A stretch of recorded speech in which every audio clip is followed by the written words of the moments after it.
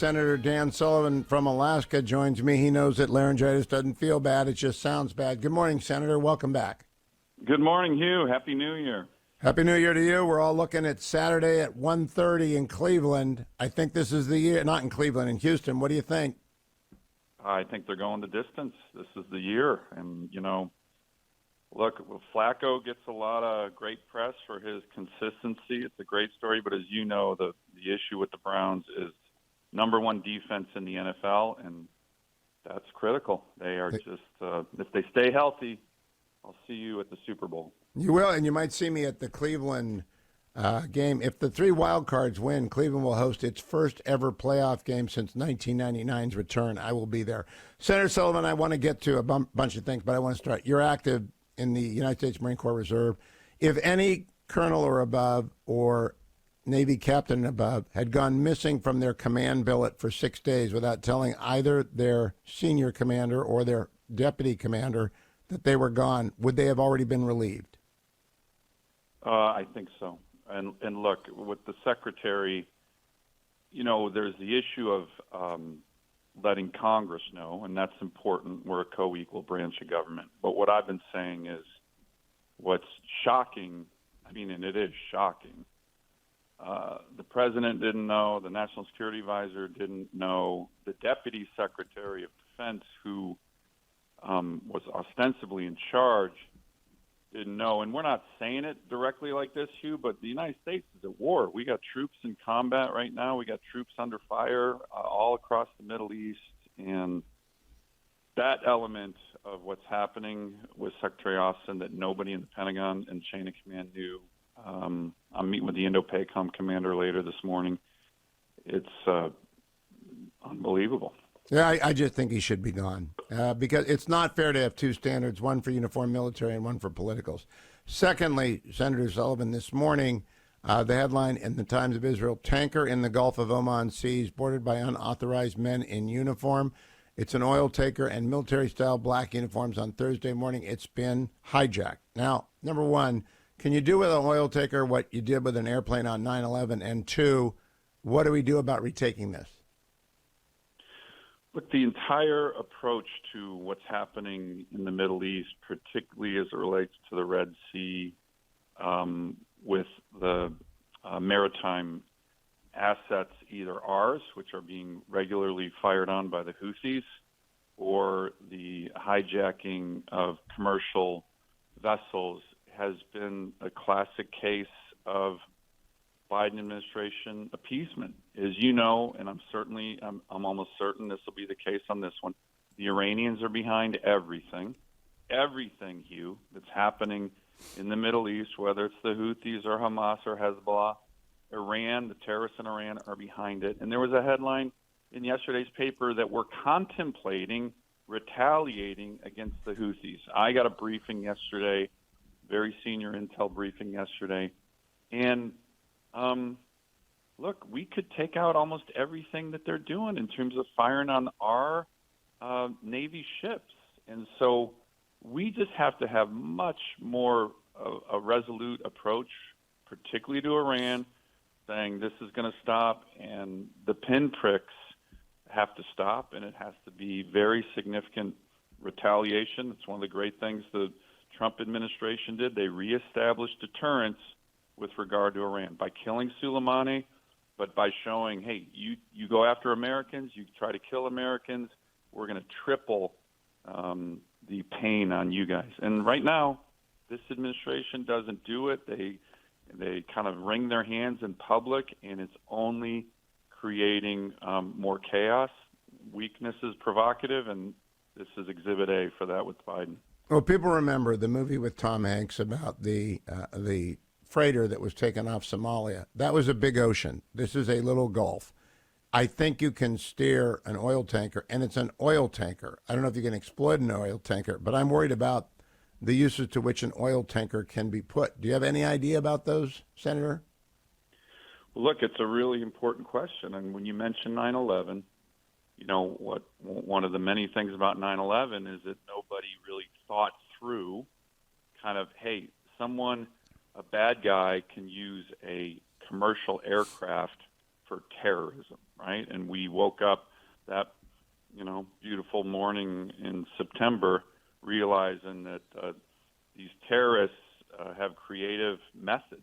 And we learned that, a commercial airliner can be used as a terrorist weapon against thousands of Americans. So I think the way you're thinking about this, Hugh, is really smart, and we got to try to get in their mindset. But absolutely, a tanker could be used in a way that could harm U.S. interests and kill people and create chaos. So the Fifth Fleet is over there at Bahrain, and I don't know how much oil an oil tanker carries, or if it's unflammable, or if it's possible to turn into a bomb, but I imagine we have eyes on it. Now we're going to need an order from a Secretary of Defense, who I don't know if he's home from the hospital. It's a mess. President Bumble and his administration is a mess. Let me turn. I wrote just real quick on that. The Fifth Fleet. We have assets, and we have our great military capabilities who are trained, whether it's Marine recon as special operators or Navy SEALs, who are trained incredibly well to take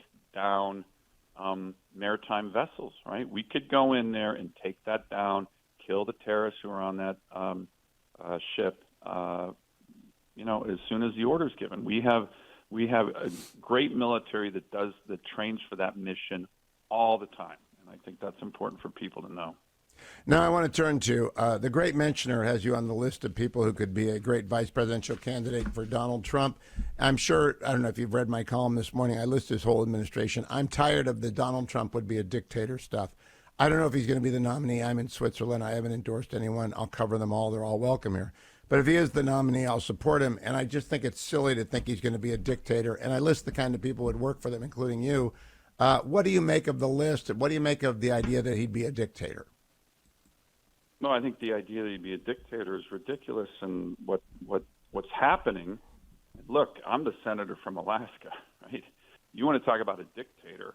Biden every damn day is issuing some new executive order, usually expressly lawless, to shut down my state. I think the Democrats need to look in the mirror on what this current administration is doing in terms of abusing the law, whether it's a daily barrage of shutting down Alaska through lawless means, whether it's things like, the student loan debt cancellation, which the U.S. Supreme Court said, hey, you can't do, and they said, yeah, thank you very much, we're going to keep doing it.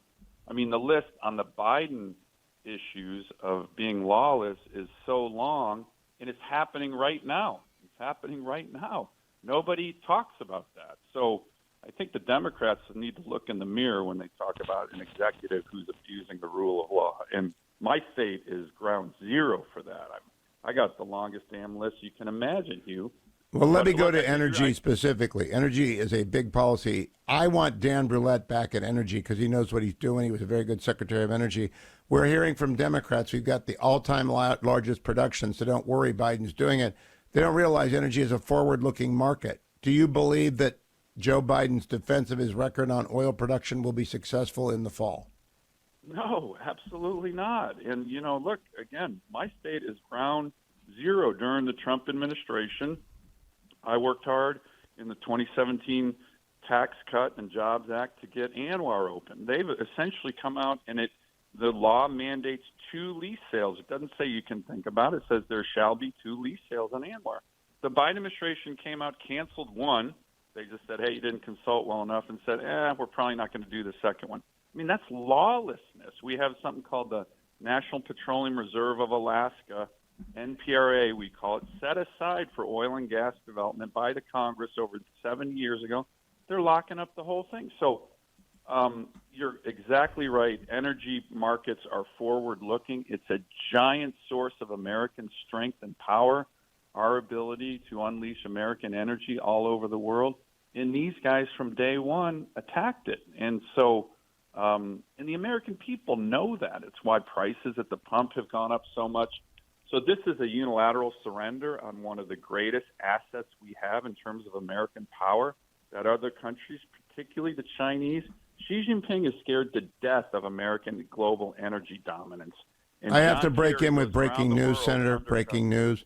Iran has confirmed to the AP that its Navy seized the oil tanker in the Gulf of Oman. Iran seized it. How does that change the equation?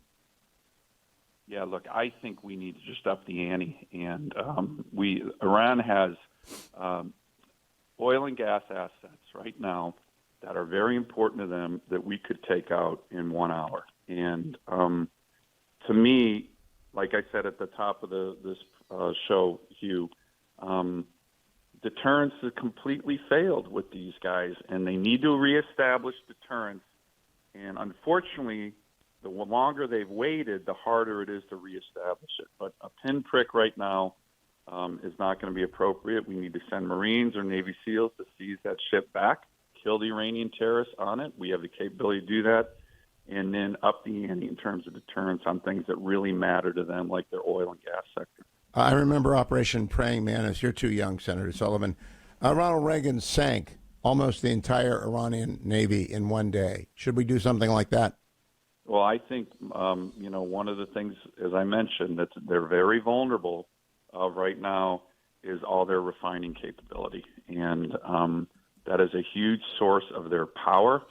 And we could take that out in, as I mentioned, a couple hours. So, do you think they want a wider war?